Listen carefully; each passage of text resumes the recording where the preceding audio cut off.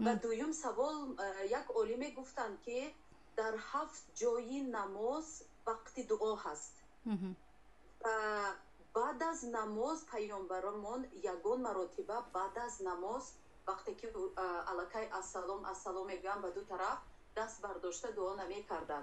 دعایتون رو در نماز ها گوید. همین رو شرح میدادید استاد جان.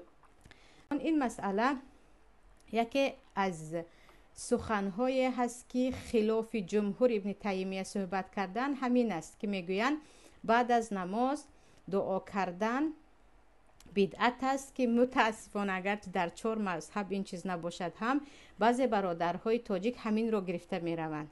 یعنی یک نفر سخنش بالاتر میدانند و چند نفر عالم دیگر رو کنار میگذارند که این هم به یک تفریقه بزرگ میبرد. پیامبر صلی الله علیه و سلم حدیث در صحیح هست و ابوبکر صدیق میگویند وقتی سلام دادی بگو اللهم اعنا علی ذکرک و شکرک و حسن عبادتک. پروردگارا به ما کمک کن تا که تو را ذکر کنیم و به تو شکر گوییم و با بهترین شکل تو را عبادت کنیم. این دعا هست.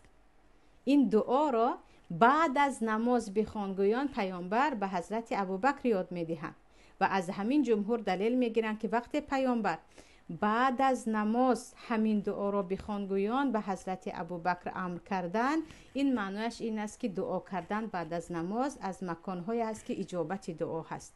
و حدیث در ترمذی بود یا ابو داود بود خطا نکنم که یکی از مکان‌های اجابت دعا پس از نماز فریضه میگویند. علل خصوص بعد از اینکه شما بعد از نماز فرض را تمام کردن آیت الکرسی را بخوانید، 10 بار سبحان الله، 10 بار الحمدلله، 10 بار الله اکبر بگوید، 10 بار 3 بار نه.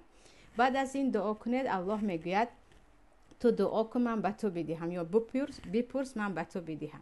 یعنی این گونه دلیل ها هم هست و کسایی که کمی متعصبیت دارند به سخنهای مثلا ابن تیمیه رضی الله عنه که از عالمای مشهور بزرگ هستند میگن نه بعد از نماز بدعت است دعا کردن و این گونه به یک اختلاف میافته.